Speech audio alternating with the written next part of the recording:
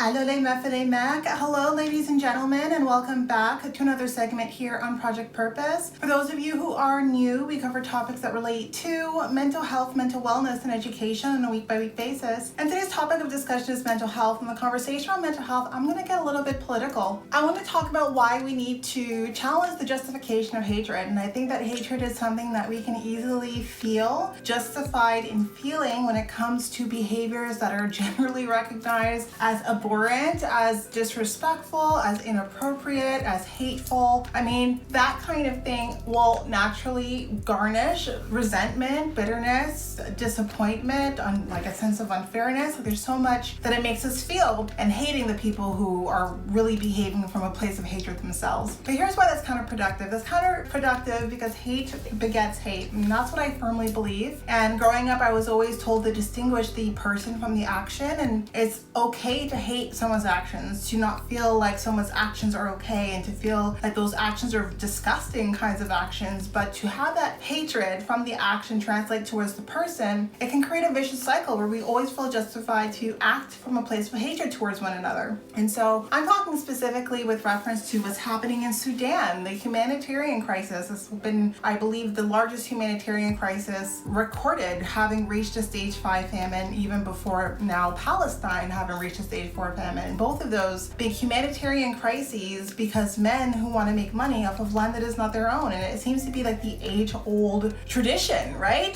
To usurp land that is not your own, to resent and hate the people who are the rightful owners of those land, and then to justify your hateful actions to get the thing that it is that you're hoping to gain. And this time it's not working. It's not working as it may have in the past when these kinds of behaviors were hidden. They were in a silo. We weren't in a digital era where we all had eyes on the situation. And it's really very disgusting to watch, right? The behaviors that we're seeing are horrific. They're disgusting. They're just unconscionable behaviors. And I think that the natural justification for seeing behaviors that we are so against is to hate the person who's behaving that way. But I would like to position that those people are probably not a byproduct of a loving environment. Like I don't think that you could become that kind of human being where you could exact so much chaos, so much war, so much destruction on other people, and you yourself aren't filled with hatred. So I think that as we position ourselves and as we think about the rhetoric that we ourselves are putting out in the ether or internalizing, the one thing that I think that I can say that might be impactful in a situation where I feel completely helpless, and I think a lot of us feel helpless. We think that, this is why we have government. This is why we elect world leaders to make decisions that are in alignment with our values, and we see that our world leaders feel themselves crippled to respond, are not responding with the kind of action, with the kind of intensity that the situation itself warrants. And all of us feel like, well, what am I going to do as this one person? Like, how can I challenge these atrocities that seem to be normalized, that seem to be happening in plain sight, and no one can hold these individuals accountable? And so I myself feel helpless. I myself feel crippled. I myself feel like, well, what does my voice mean in the grand scheme of things? Like, how is my voice going to make an impact? And I think that this is where I feel like my voice could potentially make an impact, because I would like you to think really sincerely about what you're going to gain by hating the people who are behaving from a place of hatred. I think that we really want to make sure that we try to break these cycles, and the cycles aren't just the actions. They're the energy that supports those actions, and that energy is a hateful energy. And the only way to combat hatefulness, and sorry to sound cheesy here, it is to be loving, it is to be compassionate, it is to be kind. And that doesn't mean to excuse behavior. It means that we hold people accountable for their behavior. We hold them accountable by doling out the required consequences, but we remember that none of us are beyond redemption. Like, those of us who are the most hateful of us have probably the most reason to be, but didn't challenge yourselves to be otherwise. And I want to challenge you to not give in to hatefulness and to feeling hateful towards people who probably deserve it, to believe it or not, but because of what it will do to you. Hatefulness is an energy that consumes you. It changes the way that you see things morally. It changes your perceptions on what it is that you should or shouldn't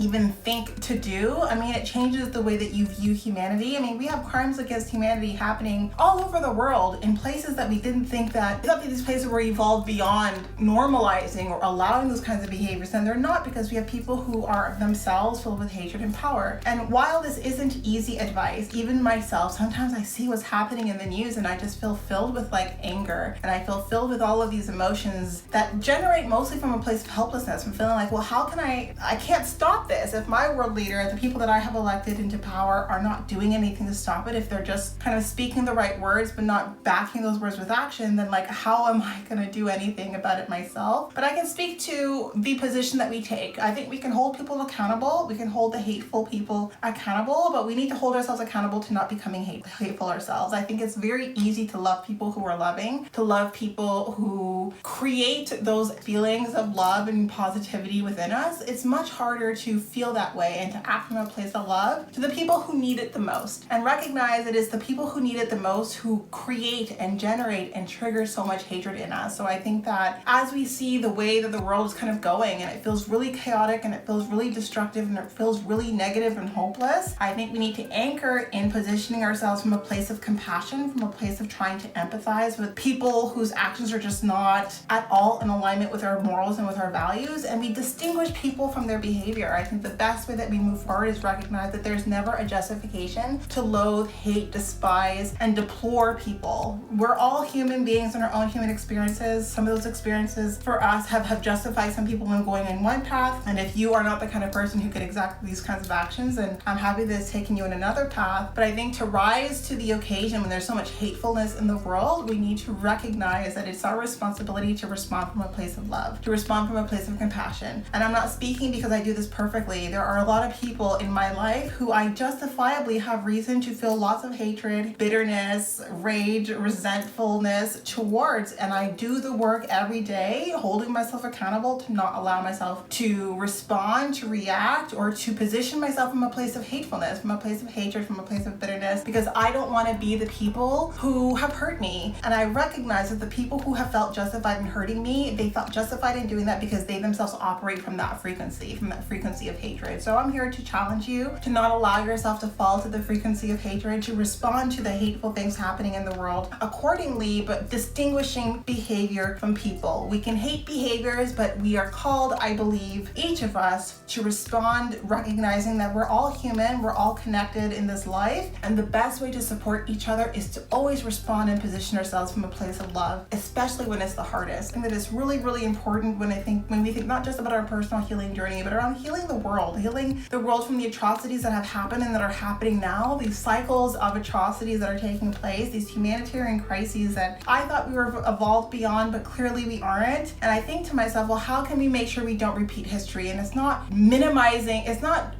removing wars without removing the energy that feeds into wars, right? There's a lot of greed and a lot of personal interest and a lot of selfishness that buys into it. But why people can feel inclined to destroy lives as a byproduct of that greed is because they're operating from a place of hatefulness. And I think that those are people who recognize that they are hated. They have come to accept that they are hated, and because they feel that they themselves are beyond redemption, it gives them a sense of enablement that they can continue behaving that way. So I think that if they feel like there might be a shred of hope of being loved, of receiving love in this world, that might be what changes things at the end of the day. So I think we all need to think about how we can do that, or how we can hold ourselves accountable to that, even if we fail sometimes, but not to succumb or fall into this cycle of justified hatred. It has gotten the world nowhere. It will get us nowhere now. So that was my food for thought for today. I want to make it very clear that I'm very much against what's happening in Sudan. I am very much against what's happening in Palestine. These are wars against humanity. These are crimes against humanity. These are wars that are just unjustified, that are hateful, that are disgusting. But I recognize that my voice, if it carries across the ether, is not going to be a voice that condemns the people. It's going to be the voice that condemns the actions and tries to hold people accountable to a higher sense of self, to a higher sense of excellence, to recognize their own connectedness to the people that they themselves are victimizing, and to call out and to try to appeal to everyone's humanity, because I don't think anyone's humanity is lesser than anyone else's, whether you are the protagonist or antagonist in anyone's story. And so my appeal will always be to humanity, and always from a position of love for the people who need it the most, even if they are the least deserving of it. So that was the topic of conversation for today, some food for thought for you. If I have piqued your interest, then I do invite you to join our live events. We do host live events at least twice a month, every month on our website. So definitely check that out. These events are paid events. So if you do see yourself participating in our community on an ongoing basis, then definitely check out our package plans. It gives you a little bit of a discount. tomorrow. And also we do have leadership and development for children. We think leadership starts at a very young age, and I think that it's really important, especially now, that we focus on investing in the leaders of tomorrow. And so I figured out a